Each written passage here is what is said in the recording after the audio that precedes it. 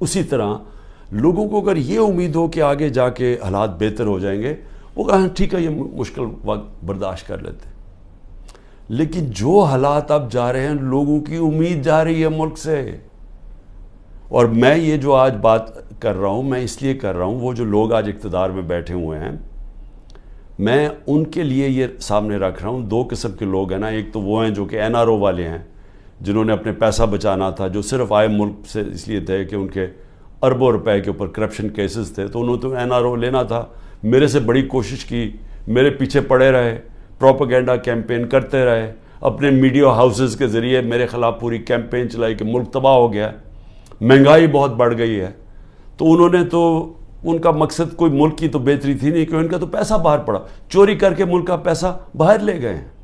تو یہاں اگر جب روپیہ گرتا ہے تو ان کو تو کوئی فرق نہیں پڑتا، ملک اگر نیچے جائے گا ان کو کیا فرق پڑے گا. آج اگر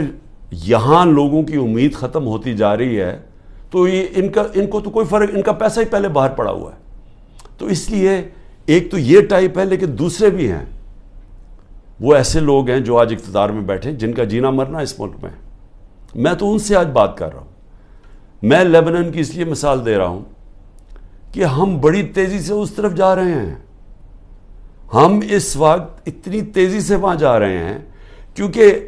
ملک کے اندر جو دولت بڑھتی ہے، جس کو ویلتھ کریشن کہتے ہیں، دولت میں جو اضافہ ہوتا ہے وہ تو سکڑ کے 6% سے جا کے نیچے چلا گیا ہے، 0.2%، کئی کہتے ہیں اسے بھی نیچے چلا گیا. جو انڈسٹری جس کی وجہ سے روزگار ملتا تھا لوگوں کو،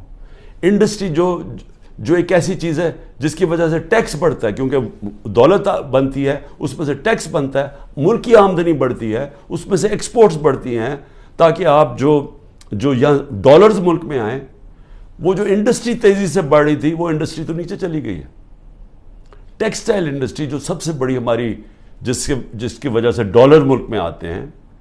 ابھی سینٹ ہیئرنگ کے اندر وہ ٹیکسٹائل انڈسٹری والے لوگوں نے سینٹ کے اندر جا کے بتایا ہے کہ 40% پاکستان کی ٹیکسٹائل انڈسٹری بند ہو چکی ہے. 70 لاکھ لوگ جو ٹیکسٹائل انڈسٹری میں کام کرتے تھے وہ بے روزگار ہو گئے ہیں، اور 25% مزید اگر انہوں نے کہا کہ یہ آپ نے نہ کیا، جو قیمتیں آپ نے اتنی چڑھا دی ہیں، بجلی کی قیمت دگنی ہو گئی ہے، گیس کی قیمت کہاں سے کم پہنچ، اگر یہ آپ نے کم نہ کی تو 25% مزید اور بند ہو رہی ہے. اب یہ یاد رکھیں کہ یہ صرف سال پہلے فیصل آباد کے لوگوں سے پوچھیں، مجھے ٹیکسٹائل والے لوگ کہتے تھے کہ ہمیں ٹیکسٹائل کا ورکر نہیں مل رہا. ٹیکسٹائل انڈسٹری بوم کر رہی تھی، ٹیکسٹائل انڈسٹری کی ایکسپورٹس ریکارڈ تھی، اس کی جو وہ ٹیکس دے رہی تھی ہمیں. تو وہ ایک سال کے اندر یہ ملک کدھر سے کدھر گیا ہے کہ میں نے صرف یہ تو ٹیکسٹائل انڈسٹری جب گئی، ایکسپورٹس کم ہوئی، باقی بھی ایکسپورٹس جب کم ہوئی، جو ہمیں ڈالر میں بھیج رہے تھے ریمیٹنسز، جو ورکرز تھے، وہ 13% کم ہو گئی. ہم نے صرف ایک سال کے اندر جو ڈالر ہر سال بڑھ رہا تھا، ہمارے آخری 2-3 سال ڈالر بڑھتے جا رہے تھے، ریمیٹنسز بڑھتی جا رہی تھی، ایکسپورٹس بڑھتی جا رہی تھی،